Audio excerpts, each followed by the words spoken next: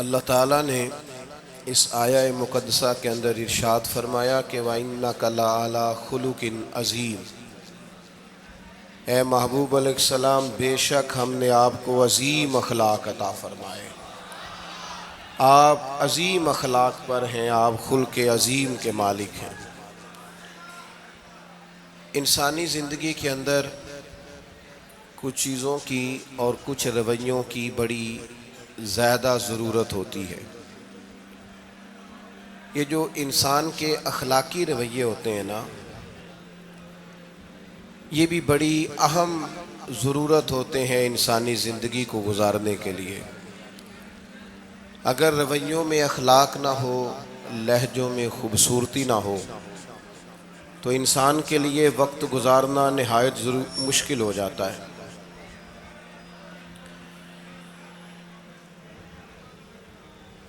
اللہ تعالیٰ آپ کو جزائے خیر دے۔ میں دوستوں سے کہتا رہتا ہوں کہ کسی کھلی جگہ پہ احباب کے لیے بندوبست کیا جائے تاکہ لوگ تکلیف کا شکار نہ ہوں۔ پیار سے آ جاتے ہیں کئی ساری جگہوں پہ، بلکہ شاید ساری جگہوں پہ اب یہی مسئلہ بنتا ہے جگہ کا، لیکن اس وقت احباب بعض اوقات توجہ نہیں کرتے، پھر مشکل بڑھ جاتی ہے۔ اب تو جیسے ہے ویسے ہی رہے گا۔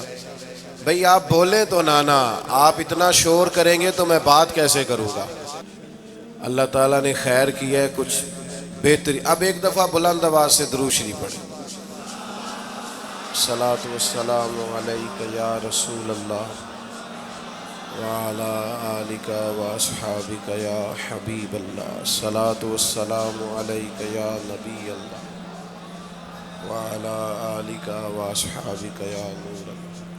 عزیز دوستو، میں یہ عرض کر رہا تھا کہ اللہ تعالیٰ نے نبی پاک علیہ السلام کے اخلاق کی تعریف کی ہے۔ ہمارے زمانے میں یہ رویہ ہو گیا ہے کہ اگر اخلاق کی، کردار کی کوئی بھی بات کی جاتی ہے تو لوگ سمجھتے ہیں شاید یہ ایک بیٹا آپ دو لوگ رہ گئے ہیں، یہاں تو آپ بیٹھ جائیں، پیچھے آپ کے سب اشارے دے رہے ہیں، آپ مہربانی کریں نا یار، میں نے تو کبھی اتنا ٹائم ہی نہیں لگایا جلسہ سیدھا کرنے میں، ہاں تو بڑی مشکل ہو گئی۔ اللہ آپ کو برکت دے، آپ تو بڑے پیارے لوگ ہیں، آئے سارے پیار سے ہیں، پر وہ پیار میں جیتنا چاہ رہے ہیں ایک دوسرے سے، حالانکہ پیار میں جو مزہ ہارنے کا ہے نا، جتن جتن تے ہر کوئی کھیڈے تو ہارن کھیڈ فقیرا، جتن دا مل کوڈی پیندائی ہارن دا مل ہیرا۔ اس میں تو قربانی دینی چاہیے، ایک دوسرے پر اظہار کرنا چاہیے، کہنا چاہیے یار آپ بیٹھ جائیں میں ذرا پیچھے چلا جاتا ہوں، یہ تو دینی ماحول ہے، اس میں تو اظہار کی ضرورت ہے۔ بہرحال آمدام برسر مطلب ہمارے ہاں لوگ سمجھتے ہیں کہ اخلاق کی بات کی جائے تو شاید یہ بڑا عام سا سادہ سا کوئی عنوان ہے، حالانکہ یاد رکھیے گا نبی پاک علیہ السلام نے فرمایا ہے میں مکارم اخلاق کی تکمیل کرنے کے لیے دنیا میں آیا، فرمایا میں اخلاق ہی کو تو مکمل کرنے آیا۔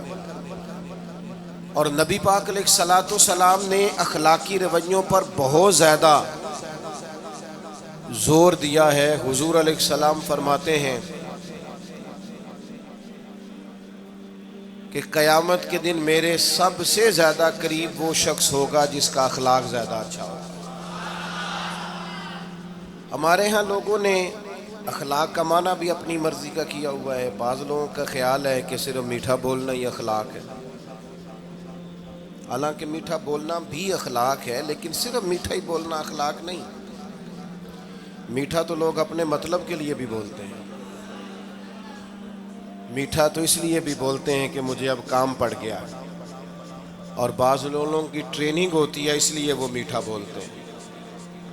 آپ کسی بہت بڑے شاپنگ مال پہ چلے جائیں تو وہاں جو سیلز مین ہوتے ہیں ان کی ٹریننگ ہوتی ہے کہ انہوں نے بولنا ہی میٹھا ہے، گاہک جتنی مرضی تلخی کرے وہ تلخ نہیں ہوتے، میٹھا بولتے ہیں۔ بعض لوگوں کی ٹریننگ ہوتی ہے امیر سے میٹھا بولتے ہیں، غریب سے میٹھا، تو یہ اخلاق نہیں، یہ تو انہوں نے کچھ دیر کے اپنے آپ کو سمجھایا ہے، قائل کیا۔ یاد رکھیے گا صرف میٹھا بولنا اخلاق نہیں بلکہ سچ بولنا اخلاق ہے۔ صبر، تحمل، بردباری، وفاداری، اور بلند ترین اخلاق کا مالک وہ بندہ ہوتا ہے جو خوددار ہوتا ہے، کسی دنیا دار کے سامنے ہاتھ نہیں پھیلاتا، اللہ تعالیٰ نے جو اسے دیا ہوتا ہے اس پر راضی رہتا ہے، اس کے مزاج میں، اس کی کو ذرا کم کر دیں جی، اس کے مزاج میں لالچ نہیں ہوتا، ہرس، ہوس، طمع، مفاد پرستی، یہ چیزیں جس آدمی کے مزاج میں نہیں ہوتی وہ شخص با اخلاق ہوتا ہے، اور بندے میں مروت ہو، وفاداری ہو، خلوص ہو، للہیت ہو تو بندہ با اخلاق ہے۔ میرے دوستو، جس طرح ہم اپنا مکان محنت کر کے تعمیر کرتے ہیں، اور تھوڑا سا بھی درزی اگر کپڑے میں فرق پیدا کر دیتا ہے تو ہمارے لیے مشکل ہوتا ہے پہننا، ہم محنت کر کے تعمیر کرتے ہیں لباس کی، ہم اپنے لیے تعمیر کرتے ہیں چیزوں کو کہ بالکل ٹھیک اور پرفیکٹ چیزیں ہونی چاہیے، اسی طرح ہمیں اپنے کردار کو بھی تعمیر کرنا پڑتا ہے، اس پر ہمیں محنت کرنی پڑتی ہے، جس چیز پر بھی محنت کی جاتی ہے وہ قیمتی ہو جاتی ہے۔ جب ہم تھوڑی محنت اپنے اخلاق پر بھی کریں گے نا، اپنے رویوں پر بھی کریں گے تو اس میں بھی بہتری آ جائے گی۔ اصل مسئلہ یہ ہوا ہے امت کے ساتھ کہ ہم نے یہ سمجھنا شروع کر دیا ہے آج کے دور میں کہ شاید لوگ صرف تقریر ہی سنیں گے، شاید لوگ صرف تصویر ہی دیکھیں گے، شاید لوگ صرف ہمارا آنا جانا، دبدبا، استقبال، پروٹوکول دیکھیں گے۔ حالانکہ یاد رکھنا، سب سے زیادہ جو چیز تبلیغ کرتی ہے وہ انسان کا کردار ہوتا ہے، وہ اس کا اخلاق ہوتا ہے۔ بہت سارے بزرگ تو ایسے جو تقریریں کرتے ہی نہیں تھے، اعلیٰ حضرت بریلوی رحمۃ اللہ علیہ تو کبھی کبھار کوئی گفتگو کرتے تھے، تقریر ہوتی نہیں تھی، لیکن ان کے کردار کی خوشبو ایسی تھی جو پاس بیٹھتا تھا درد والا ہو جاتا تھا، جو قریب رہتا تھا اس میں خلوص آ جاتا تھا۔ آپ جو اٹھتے بیٹھتے چلتے پھرتے کہتے ہیں اسی سے پتہ چل جاتا ہے کردار کس طرح کا ہے۔ اس کے لیے آپ کو، اور ویسے بھی امام راضی رحمۃ اللہ علیہ سے کسی نے کہا تھا با اخلاق کون ہوتا ہے؟ فرمایا جسے نیکیاں کرنے میں تکلف نہ کرنا پڑے، نیکی بڑی آسانی سے اس سے سرزد ہو جائے، وہ بندہ اخلاق والا ہوتا ہے۔ آسانی سے نیکی کر لے، مشکل درپیش نہ ہو، بندہ با اخلاق ہوتا ہے۔ جب جب ہمارا اخلاق اور کردار اور لب و لہجہ اور اٹھنا بیٹھنا، آپ بڑی تعریفیں کریں گھر جا کے کہ میرے استاد بڑے قابل ہیں، آپ کہیں میں بہت عالی شان پیر صاحب کا مرید ہوں، کیا بات، لیکن خدا نہ کرے بیوی کو گالی دیں تو وہ اسی وقت کہہ دے گی یہ سکھایا تجھے تیرے پیر صاحب نے، یہ استاد صاحب سے سبق پڑھ کے آیا، یہ اس تنظیم کا آدمی ہے۔ وہ کبھی قبول نہیں کرے گی آپ کے استاد کو، آپ کے پیر صاحب کو، آپ کی تنظیم کو، کہے گی پتہ ہے مجھے کس پانی میں یہ سکھاتے ہیں تمہیں۔ جب تک اخلاقی رویہ بدل نہیں جاتا، آپ کہیں میں بڑی محافل کراتا ہوں، میں بہت بڑا آدمی ہوں اور میں بڑے دینی کام کرتا ہوں اور میں اپنے اوپر لیبل رکھتا ہوں، لیکن آپ کا دوستوں کے ساتھ اٹھنے بیٹھنے میں حلال حرام کی تمیز میں ہی کوئی خیال نہ ہو تو کوئی نہیں مانے گا آپ کی بات۔ ہمارے ہاں سنت شریعت کا بھی ہم نے اپنی مرضی کا نام رکھ لیا ہے نا۔ میں نے الحمدللہ زندگی میں داڑھی نہیں کٹوائی، مجھے کبھی خط بھی نہیں کرانا پڑا، شروع سے رکھی ہے، اور امامہ تو اب ایسے محسوس ہوتا ہے طبیعت کا حصہ بن گیا ہے۔ یہ عظیم سنتیں ہیں رسول پاک کی۔ میری طرح کے ایسے لوگ بھی پہن لیں جو بالکل خوبصورت نہیں ہوتے تو داڑھی پگڑی سے وہ بھی کبھی کبھی اچھے لگنے لگ جاتے ہیں، لیکن صرف داڑھی اور پگڑی حضور کی سنت نہیں، یہ بھی آپ نے سچ غور کرنا ہے اس پر بھی۔ صرف دین کا لباس پہننا ہی حضور کا طریقہ نہیں، اخلاق اور کردار کو سمجھیں۔ حضور کی جو سنت سب سے پہلے لوگوں میں معروف ہوئی تھی، جس سے تعارف ہوا تھا، وہ تو صادق اور امین ہونا ہے۔ او بھائی سچ بولنا بھی تو حضور کی سنت ہے نا، دیانت دار رہنا بھی تو نبی پاک کا طریقہ ہے نا۔ آپ صرف ایک مخصوص لباس پہن لیں فقط اور باقی چیزوں سے آپ آزاد ہو جائیں گے، ہو سکتا، میں اکثر کہتا ہوں کہ مسواک لے کر دانت صاف کرنا بھی حضور کی سنت ہے اور دل صاف رکھنا بھی حضور کی سنت ہے. صرف مسواک والی سنت پہ غور ہے. ترمذی میں حدیث ہے, حضور علیہ السلام نے فرمایا اے انس ہے میرے بیٹے, تم سے ہو سکے تو صبح اس حال میں کرنا کہ تمہارے دل میں کسی کا بغض نہ ہو. اور حضور فرمانے لگے یہ میری سنت ہے. صبح اٹھتے ہی پہلے دل کو ٹٹولنا, اس میں کسی کے لیے عداوت نہ. اخلاقی رویوں پر توجہ دینے کی ضرورت. ہم میں سے نا بہت سارے لوگوں کی شان ہوتی ہے, پیر صاحب کی, علامہ صاحب کی, استاد ہوں, میں ٹیچر ہوں, میں پڑھا لکھا ہوں, میں مالدار ہوں, میں گھر کا بڑا ہوں. ہم خود بخود اپنی کوئی نہ کوئی شان بنا لیتے ہیں. کوئی آپ کی کسی نسبت سے عزت کرے تو اچھی بات, ہم خود بخود اپنی کوئی شان بنا لیتے ہیں, پھر ہم عزت کا مطالبہ کرتے ہیں. نتیجہ کیا نکلتا ہے؟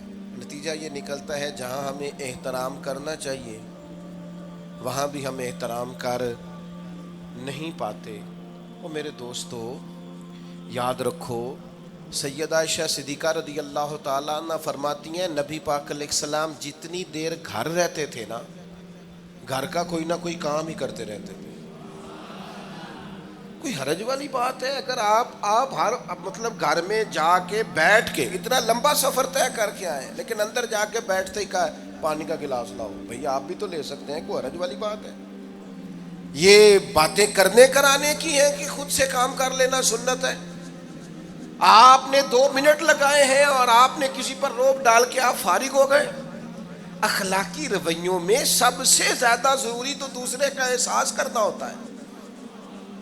اخلاقی رویوں میں سب سے زیادہ حاجت تو دوسرے کی تکلیف اور شدت کا احساس کرنے کی ہوتی ہے.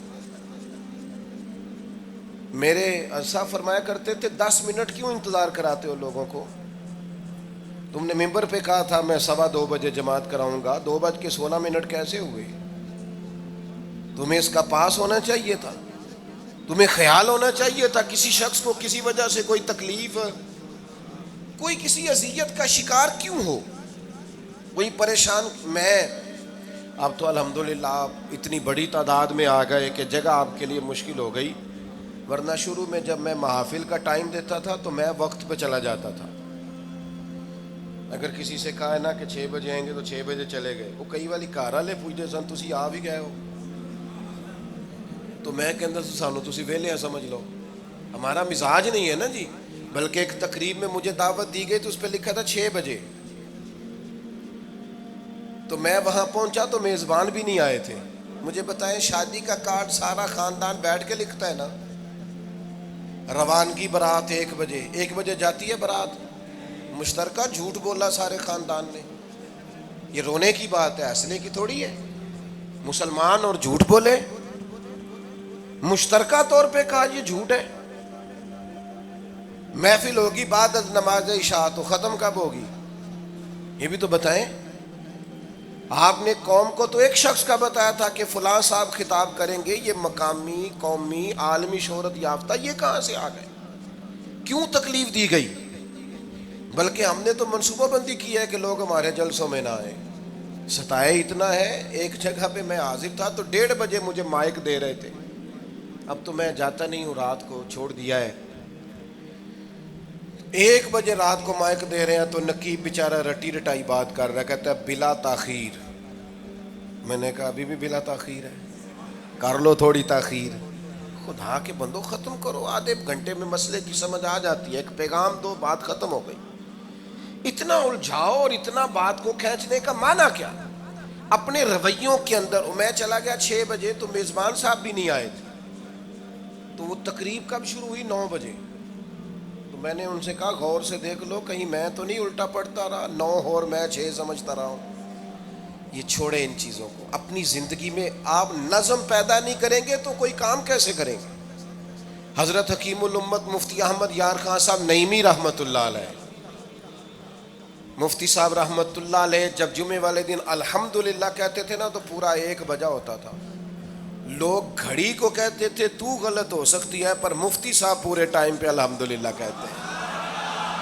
بلکہ ان کے بارے میں معروف ہے کہ وہاں ایک ذمہ دار تھا, بھینسوں کا دودھ دھوتے ہیں نا دیہاتی لوگ, تو عصر کی اذان سے 5 منٹ پہلے مفتی صاحب مسجد تشریف لے جاتے تھے. یہ اخلاق ہے، یہ آپ کا رویہ ہے، یہ آپ کا انداز ہے.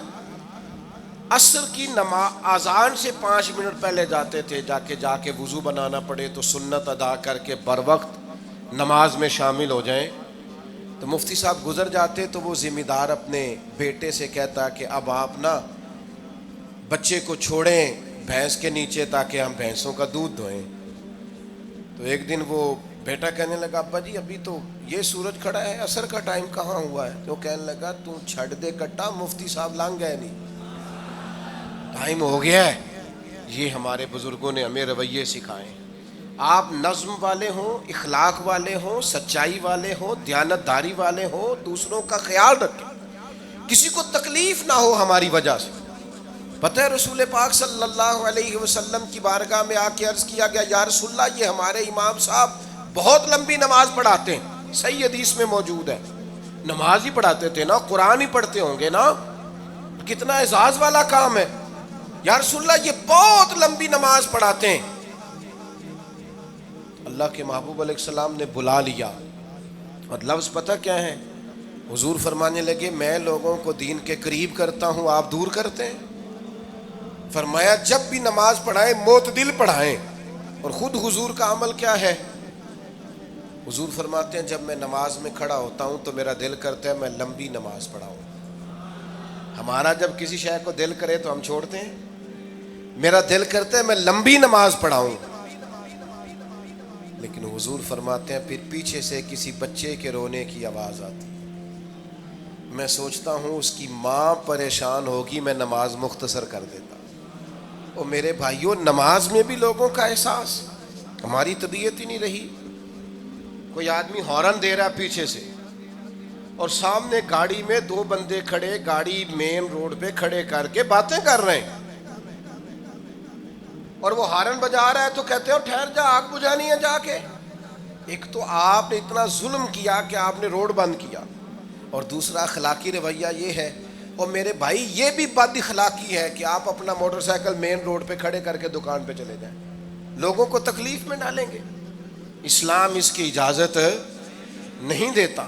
رستوں کے نشان مٹانے والے کو نبی پاک نے تنبیہ فرمائی، کسی کو تکلیف ہو، اذیت ہو. اور بعض لوگ سمجھتے ہیں کہ میں نے پریشر میں رکھی ہوئی ہے دنیا، ڈرتے ہیں لوگ مجھ سے. جو ڈر کے عزت کرتا ہے وہ خوف کھاتا ہے، اور جو محبت سے تجھے سلوٹ کرتا ہے وہ تیرا احترام کرتا ہے. بعض لوگ کسی کے شر سے بچنے کے لیے بھی اسے سلام کرتے ہیں، وہ عزت نہیں ہوتی، وہ عزت نہیں ہوتی کہ یہ تو رٹا ڈال دے گا. اپنے اخلاقی رویے ہمیں اللہ کے محبوب سے سیکھنے، حضور سے خیرات لینی ہے، اخلاق حسنہ. ہم نے اپنے آپ کو سمجھنا ہے، ہم نے اپنے مزاجوں میں تبدیلی پیدا کرنی ہے، بالخصوص بزرگوں کے معاملے میں، بڑوں کے معاملے میں. جیسے جیسے انسان ضعیف ہوتا جاتا ہے نا، حساس ہوتا جاتا ہے، اسے باتیں تکلیف دینے لگتی.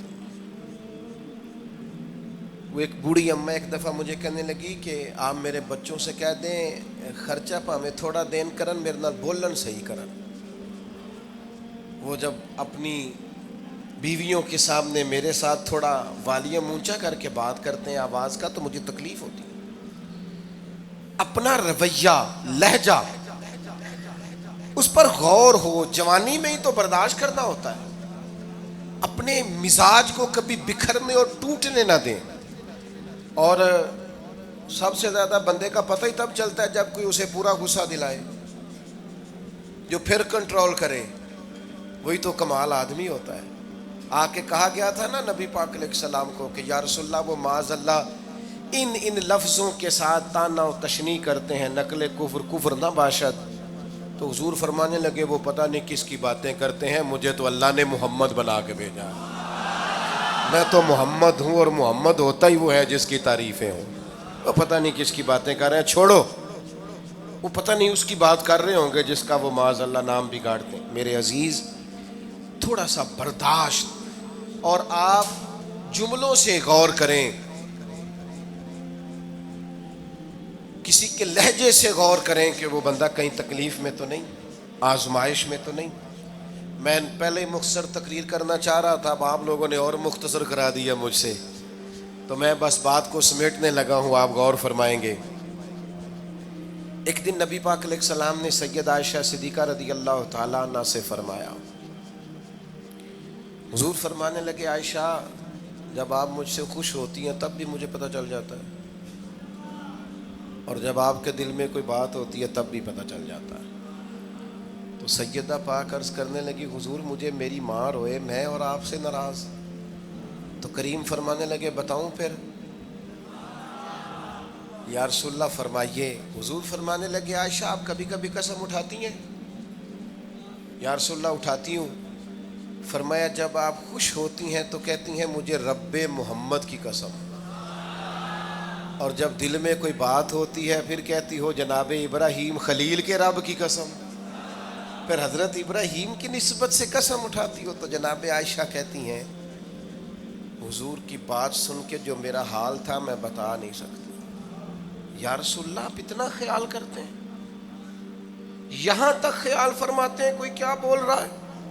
کہتی میں نے فوراً عرض کی کہ یا رسول اللہ مجھے رب محمد کی قسم ہو، میری زبان سے نام ہی جاتا ہے، میرے دل میں آپ ہر وقت موجود رہتے ہیں۔ دل میں آپ احساس پیدا کریں گے، آپ تھوڑا سا غور کریں، آپ کسی کی تکلیف کے بارے میں حساس ہوں گے۔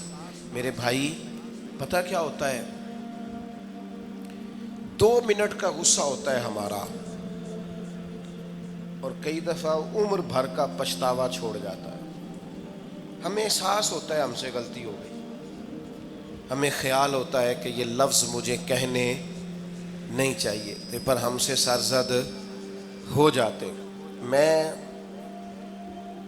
میں ذاتی طور پہ آپ سے ایک بات عرض کروں، یہ میں ابھی آیا ہوں نا تو دوست پکڑتے ہیں دوڑتے ہیں، خیر اب فرق بھی ہے پکڑنے والے میں، پہلے دعا لینے والے ہوتے تھے اب سارے فوٹو لینے والے ہوتے ہیں، یہ بھی مسئلہ ہے۔ اور بعض لوگوں کو فوٹو چاہیے ہوتی ہے، باقی جو ہوتا ہے ہو جائے، اس سے غرض نہیں ہوتی۔ میں نے بہت ساری جگہوں پہ جانا چھوڑ دیا ہے، اس کی وجہ یہ ہے کہ میری وجہ سے لوگوں کو تکلیف ہوتی ہے۔ اب میں یہاں موجود ہوں، یہاں سے مجھے آگے بڑھنا ہے، اب جہاں مجھے آگے جانا ہے وہ مجھے اس بات کی اجازت نہیں دے رہی چیز جہاں مجھے پہنچنا ہے کہ میں رکوں اور ایک ایک آدمی سے ملوں۔ جہاں ہمیں کہیں اور جانا ہوتا ہے وہ یہ تو پوچھتے ہی نہیں کہ آپ نکلے ہیں کہ نہیں نکلے، وہ تو کہتے ہیں کتنے پہنچے ہو۔ اب اتنی گنجائش نہیں ہوتی، لوگ آ رہے ہوتے ہیں۔ میں داتا صاحب رحمۃ اللہ علیہ چلا گیا حاضری دینے کے لیے، اس قدر دوڑ دھوپ ہوئی، لوگ اس طرح بھاگے، ظاہر ہے کچھ قرآن مجید پڑھ رہے ہوں گے، کچھ عبادت کر رہے ہوں گے۔ کئی دنوں تک میری طبیعت پہ بوجھ بنا رہا کہ تیری وجہ سے لوگوں کو تکلیف۔ بہت ساری جگہوں پہ نہیں جاتا، سائڈ پہ ہو جاتا۔ کیوں؟ تکلیف ہوتی ہے لوگوں کو، پریشانی ہوتی ہے۔ ہمارا یہ تو مزاج ہے نہیں الا ماشاء اللہ کہ ہم کسی معاملے میں حالات کی نزاکت کو بھی سمجھیں گے، لیکن وہ چیزیں بوجھ بن جاتی ہیں بعض اوقات، اور یہ بوجھ ہمیں لینا چاہیے۔ ایک ہے کہ ہم لذت کشید کریں کہ دیکھا لوگ کیسے بھاگ رہے ہیں، اوہ کیا بات، یہ نفس کے لیے تسکین ہے پر تھوڑی دیر کی۔ اخلاقی رویہ یہ نہیں ہے، اخلاقی رویہ یہ میں نے ان دو کام ہو جائے، لوگوں کو تکلیف ہوتی ہے، بعض بزرگ اپنا آپ سمیٹ بھی نہیں پاتے بیچارے اور اذیت میں آ جاتے ہیں۔ تو میرے عزیز کچھ تھوڑا سا ہمیں اس بات کا بڑے مجموع میں آنے جانے میں بھی خیال رکھنا چاہیے کہ یار آپ گزر جائیں ذرا پیار سے پہلے، میں ہمت ور رکھتا ہوں میں تھوڑی دیر کے بعد آ جاؤں۔ لیکن وہ ہمارے ہاں بس میں چڑھنا ہو، کسی اجتماع سے نکلنا ہو، جانے ہمیں کیا ہو جاتا ہے۔ اور پروٹوکول والوں کو بھی چاہیے کہ تھوڑی دیر کے لیے پروٹوکول چھوڑ دیں، وہ بھی ذرا سادگی سے ہو جائیں، کچھ فرق پڑتا۔ جب تک ہم یہ احساس پیدا نہیں کرتے ہمارا اخلاق درست ہو سکتا، اپنے اندر بالخصوص اور تھوڑی دیر کا غصہ ہوگا آپ کا، پچھتاوا چھوڑ جائے گا۔ اس غصے کو چھوڑ ہی دیں تھوڑی دیر کے لیے، 2 منٹ کے لیے چھوڑ دیں، کوئی سخت بات ہی کرے گا نا، برداشت کریں۔ حضرت عمر بن عبدالعزیز گزر رہے تھے، رات کا وقت تھا، لکڑی کے جوتے پہنے ہوئے تھے، کھڑاؤں جن کو کہتے ہیں۔ ایک بزرگ فٹ پاتھ پہ سوئے ہوئے تھے، جناب عمر بن عبدالعزیز کا پیر آ گیا بابا جی کے پیر۔ کیا کہتے ہیں اس طرح کا معاملہ ہو تو لوگ اندھے ہو یہی کہتے ہیں نا، ٹکر ہو جائے اچانک تو کہتے ہیں اندھے ہو. اس بندے نے بھی کہا فوراً اٹھتے ہی، اندھے ہیں آپ، میرا پیر دبا دیا ہے. بڑا سخت موقع ہے. بادشاہ وقت، امیر المومنین اور امت کے صالحین کے امام حضرت عمر بن عبدالعزیز اندھے ہیں. تو یہی موقع ہے، یہاں تو آپ اینٹ کا جواب پتھر سے دے لیں، یہاں پھر آپ ذرا چپ کر جائیں اور اس کوڑے گھونٹ کو 1 منٹ کے لیے پی کے دیکھیں، پھر اس کی شفا کتنی ہے. حضرت عمر بن عبدالعزیز ہنس پڑے، فرمانے لگے نہیں بزرگو، اندھا نہیں ہوں، مجھے نظر آتا ہے. وہ جو 7 سپاہی تھے نا، یہ کیتلی چائے سے زیادہ گرم ہوتی ہے ہمیشہ، انہوں نے تلواریں نکال لی. آپ نے فرمایا تمہیں کیا ہوا؟ حضور اس بے ادب نے آپ کو اندھا کہا ہے. فرمانے لگے نہیں کہا. کہا جناب کہا ہے. فرمایا نہیں کہا. میں کہا ہے جناب نہیں کہا. تو آپ فرمانے لگے بابا جی آپ سے بات کر رہے تھے مجھ سے کر رہے تھے؟ کہا جی آپ سے ہی بات کر رہے تھے. تو فرمانے لگے انہوں نے مجھے اندھا نہیں کہا، انہوں نے تو ایک سوال پوچھا ہے. ہاں، جتن جتن ہر کوئی کھیڈے تو ہارن کھیڈ فقیرا. اوے جتن دا مل کوڈی پیندا ہی، ہارن دا مل ہیرا. انہوں نے کہا بابا جی نے سوال پوچھا، انہوں نے پوچھا ہے اندھے تو نہیں؟ تو میں نے جواب دے دیا نہیں مجھے نظر آتا ہے، اس میں جھگڑے والی کون سی بات ہے؟ اتنا سا ہی تو مسئلہ ہے. اگر اس کا غصہ بنا لیا جاتا اور سخت رد عمل دیا جاتا تو عمر بھر پچھتاوا رہتا. والد صاحب کے سامنے تو میرے خیال ہے کر ہی لیں گے، ایسا کر لیں گے نا. اگر وہ غصہ کریں تو کہیں گے نا ابا جی جیسے آپ کہتے ہیں ہو جائے گا، مشکل تو نہیں. اماں جی کے سامنے تو کر لیں گے نا. اے جنہ دی مووی بن رہی صرف یہ نہیں ہاں نہ کر رہے، یہ گل پکی نہ ہو جائے، باقی بول رہے ہیں ماشاءاللہ سے. والد صاحب کا غصہ برداشت کر لیں گے انشاءاللہ، بزرگوں کا برداشت کر لیں گے. سید صاحب ہیں، عالم ہیں، کوئی بزرگ ہیں، اگر کبھی کسی وقت سمجھانے کے لیے کوئی تنبیہ کر دیں تو قبول کر لیں گے انشاءاللہ. نوجوانوں سے کہتا ہوں اگر جوانی اللہ نے عطا کیا تو پھر حوصلہ بھی ہونا چاہیے. اور آخری بات آپ سے یہ ہے، ہر نماز میں ہر موقع پر فلسطین کے لیے دعا کریں اور اپنے اندر ان کی حمایت کا جذبہ بھی پیدا کریں. امت ایک جسم کی طرح ہے، اگر آج امت ان کا احساس نہیں کرے گی تو پھر یہ امت واحدہ ہونے کا ثبوت نہیں دے گی. اللہ کی بارگاہ میں یہ دعا ہے، اللہ ان مجاہدین کی مدد فرمائے، اسلامی حکمرانوں کو غیرت ایمانی نصیب کرے، اور اللہ تعالیٰ انہیں اخلاص کے ساتھ دین کے لیے اکٹھے ہونے کی توفیق عطا فرمائے. محفل آگے چلے گی جی، جاری رہے گی نا؟ آپ لوگ تشریف رکھیں، مجھے بتا رہے ہیں کہ محفل آپ کی جاری ہے، ابھی پروگرام چلے گا نا، نعت شریف ہوگی، تو پھر آپ خود ہی تو کہہ رہے ہیں چلے گی. اللہم صلی علی سیدنا مولانا محمد معدن الجود والکرم وآلہ وبارک وسلم. اللہ ہماری حاضری قبول فرما. جن دوستوں نے یہ بندوبست کیا ہے انہیں بہترین صلہ عطا فرما. اللہ تعالیٰ امت کی خیر فرما، پاکستان پر فضل فرما، اپنی رحمتوں سے ہم سب کو مالا مال فرما، بیماروں کو شفا عطا فرما، مقروضوں کو قرض کے بوجھ سے رہائی نصیب فرما، تنگ دستوں کو وسعت عطا فرما. اللہ عالم اسلام کے حق میں رحمت والے فیصلے فرما، فلسطین کے مجبوروں کی مدد فرما، صہیونی طاقتوں کو نیست و نابود فرما. اللہ تعالیٰ دنیا ہو یا آخرت ہو ہماری پردہ پوشی فرما، ہمارے حال پہ رحم فرما، ہم سے درگزر فرما، علم نافع عمل صالح کی توفیق عطا فرما، سجدوں کا ذوق اور عبادتوں کا شوق عطا فرما، تلاوتوں کی لذت عطا فرما، اپنی رحمت اور اپنا فضل نصیب فرما. رب اغفر وارحم وانت خیر الراحمین. وصلی اللہ تعالی علی حبیبہ سیدنا و مولانا محمد. لوگوں کے درد کو بھی سمجھ. اولیاء چشت میں جس بزرگ نے اپنے زمانے میں بڑا عروج پایا ان کا نام خواجہ قطب الدین بختیار کاکی ہے. سب بولیے رحمت اللہ تعالی علیہ. خواجہ قطب الدین یہ شہزادے تھے اور مرید ہوئے تو خواجہ معین الدین صاحب کے ساتھ ہی آ گئے دلی میں. خواجہ معین الدین صاحب کی بھی کیا بات، عطائے رسول ہند الولی، اور ان کے مرید تھے بابا فرید الدین گنج شکر رحمۃ اللہ علیہ. اور مجھے اللہ جانتا ہے مجھے عشق کی حد تک پیار ہے بابا فرید صاحب سے، بڑا میرا درد ان کے ساتھ. اور میں جتنا اس صوفی کو پڑھتا ہوں کم ہی لوگوں کو میں نے پڑھا ہے. حضرت بابا فرید کے پیر اور خواجہ معین الدین صاحب کے خلیفہ، کیا نام ہے؟ خواجہ قطب الدین. مکتب میں پڑھنے گئے نا پہلے دن، 4 سال کی عمر تھی، تو قاری صاحب نے الف با تا سا پڑھایا تو انہوں نے 15 سپارے قرآن پاک کے سنا دیے. تو کہنے لگے بیٹا تجھے کیسے آئے؟ کہنے لگے میری اماں 15 سپاروں کی حافظ ہے، وہ سارا دن قرآن پڑھتی رہتی تھی، مجھے سن سن کے یاد ہو گیا ہے. جے بالا نو گالاں یاد ہو سکدیاں نے تو قرآن پاک بھی یاد.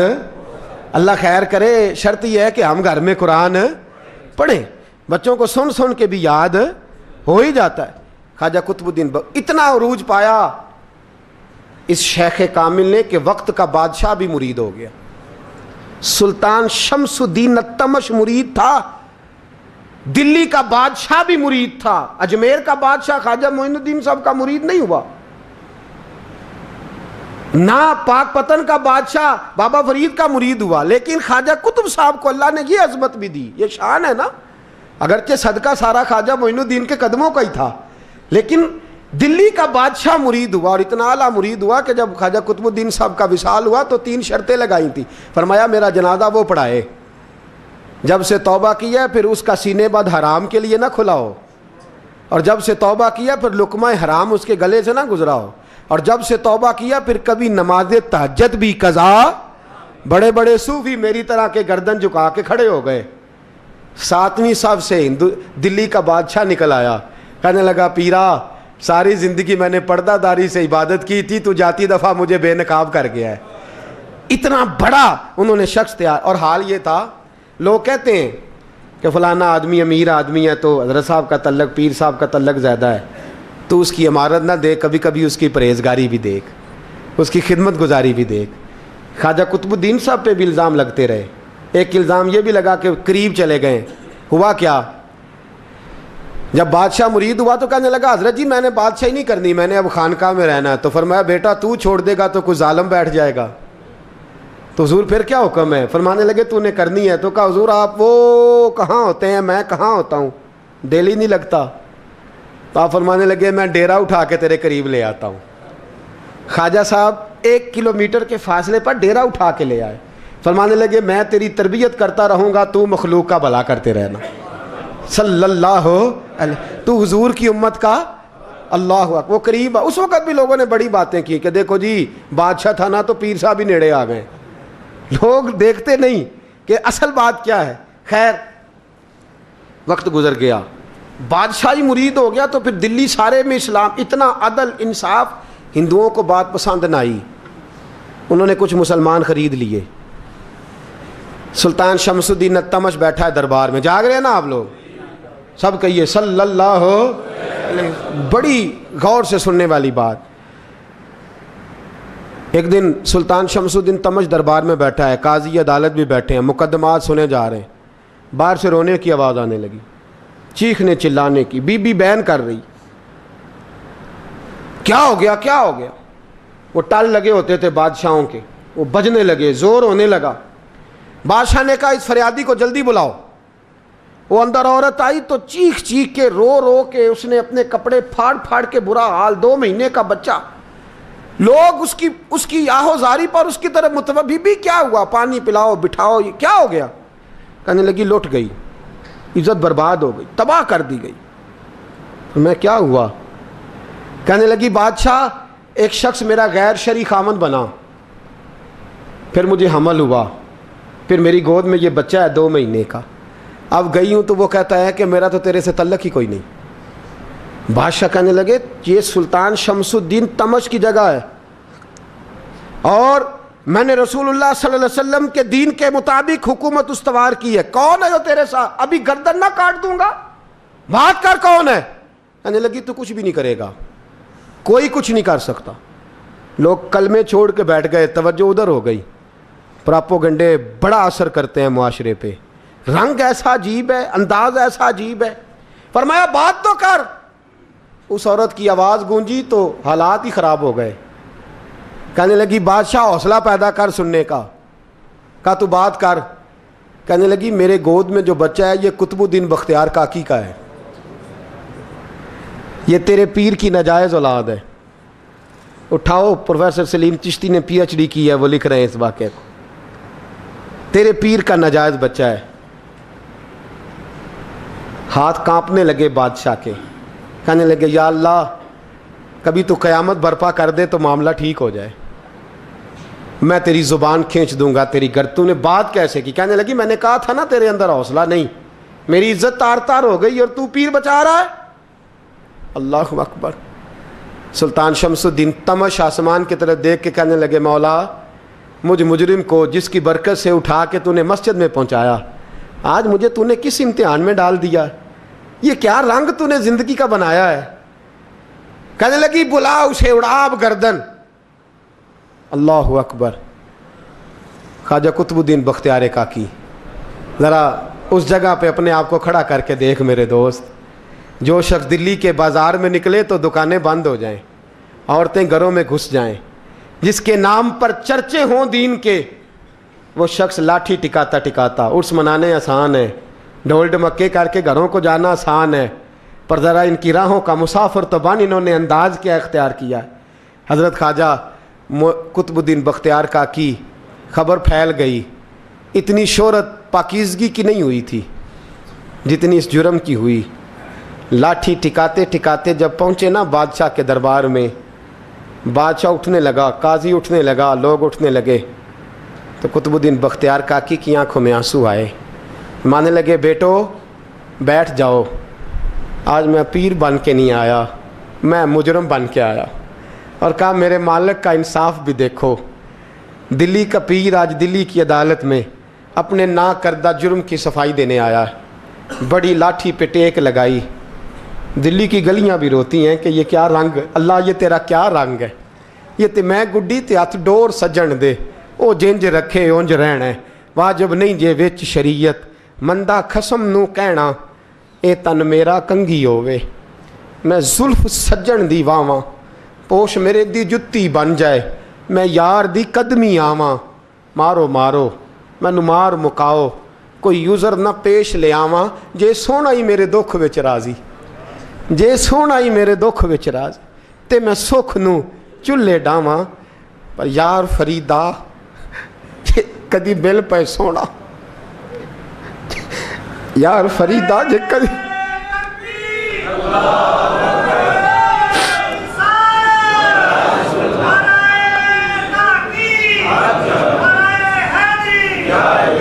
یہ کدی مل پہ سونا, بس انہوں رو رو حال سناواں. ٹیک لگائی ہے. کہنے لگی بی بی بول دے گواہی. کہنے لگی بی بی رب جانتا ہے, رب کا رسول جانتا ہے, پر میں تجھے نہیں جانتا, تو کون ہے؟ کہنے لگی اچھا وہ لوگوں کو بھیج کے تہجد کے بہانے پچھلے دروازے مجھے اندر بلانا, رب تیرا بھول جانا. پھر رونے لگی, پھر مکر کرنے لگی. مجھے بتائیے ایسا کوئی مقدمہ ہو تو لوگ کیا کہتے ہیں؟ یکدم حالات بدلتے ہیں کہ نہیں بدلتے؟ دلی کا ماحول ہی بدل گیا, سارا رنگ ہی بدل گیا. وہ عورت تو ہندو تھی, اس نے تو جھوٹ موٹ کے کلمے بھی پڑھ رکھے ہیں. اللہ اکبر. خواجہ صاحب پوچھتے ہیں گواہ ہے کوئی تیرے پاس؟ تو 4 کلمہ پڑھنے والے کھڑے ہو گئے.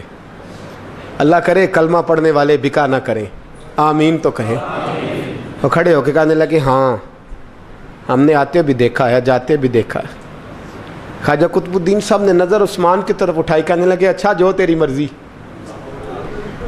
میں گڈی تے ہاتھ ڈور سجن دے, وہ جنج رکھے اونج رہنا ہے, واجب نہیں وچ شریعت, مندہ خسم نو کہنا.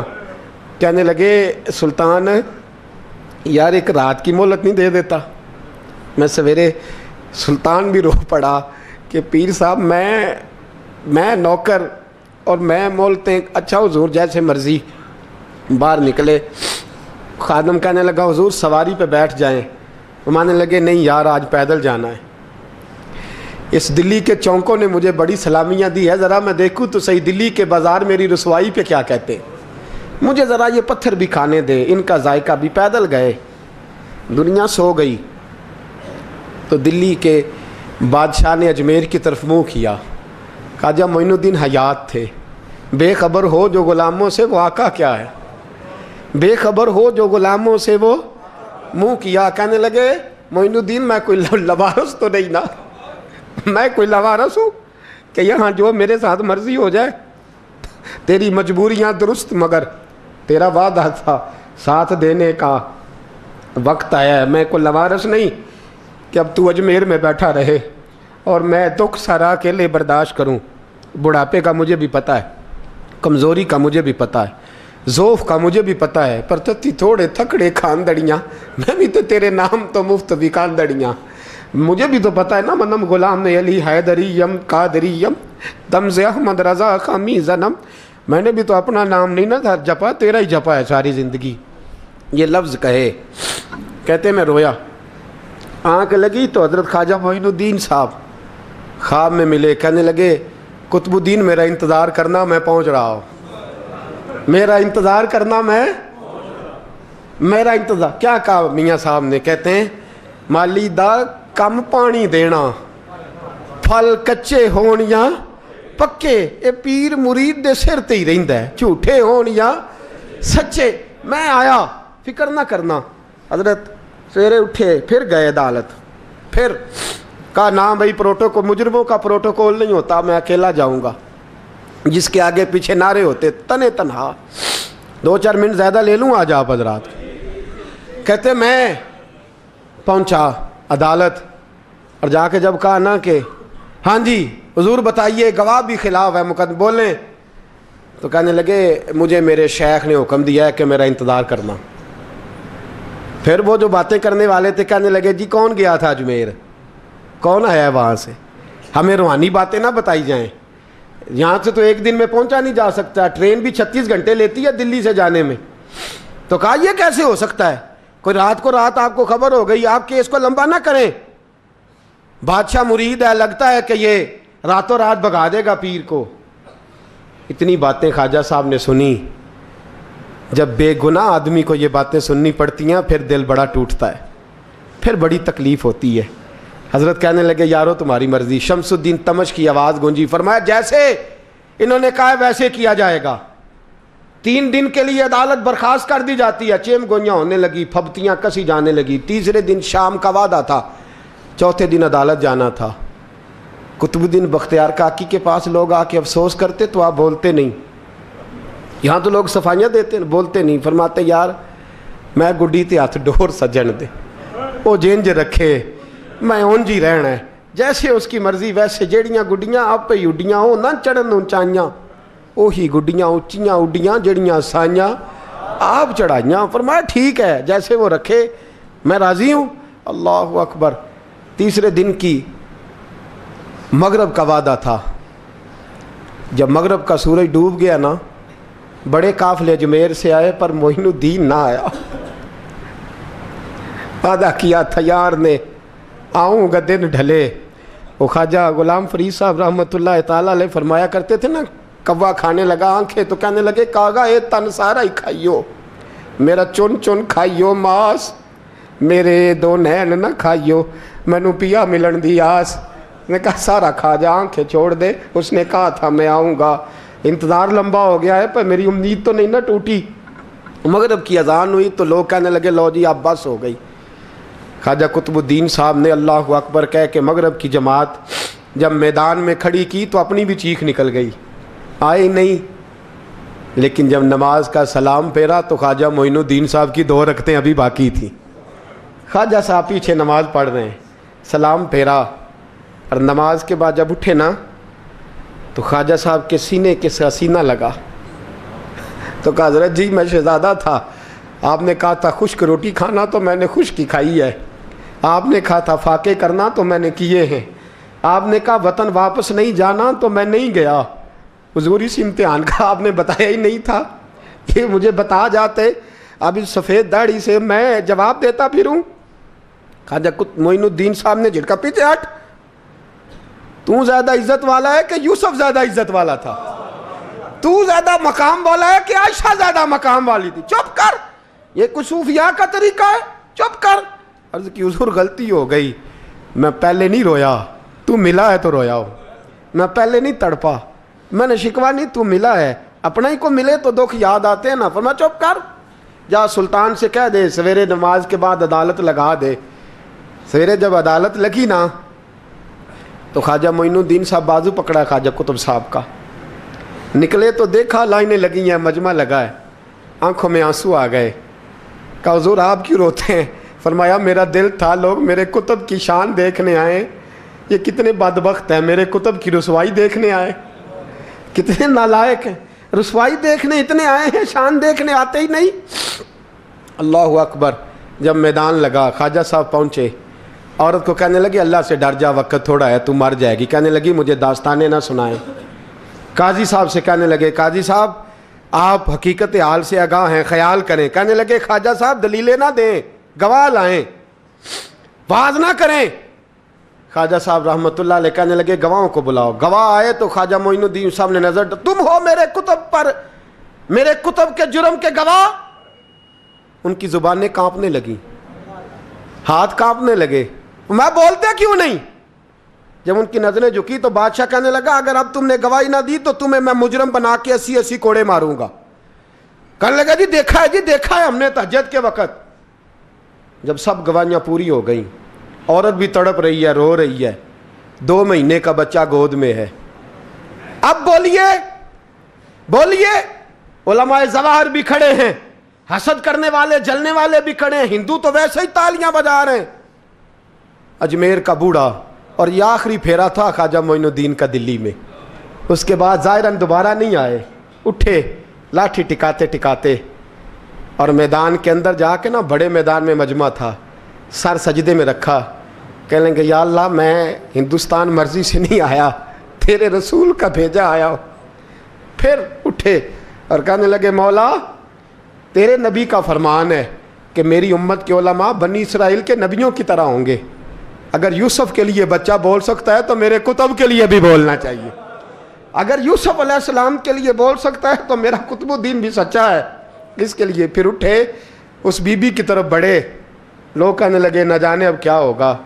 جب اجمیر کے بادشاہ نے، عطا رسول نے، ہند الولی نے، امام الاولیاء نے کپڑا کھینچا اور کہنے لگے وہ بچے تو جانتا ہے نا تیرا باپ کون ہے، 2 مہینے کا بچہ۔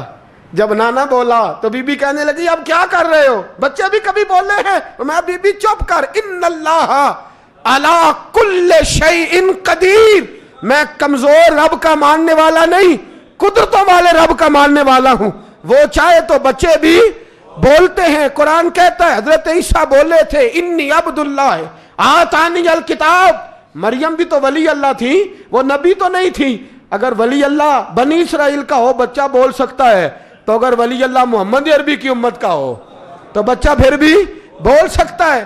یوں کپڑا ہٹایا، بچہ بول، 2 مہینے کا بچہ ماں کی گود میں اٹھ کے بیٹھ گیا اور بچہ بول کے کہنے لگا السلام علیکم یا ولی اللہ۔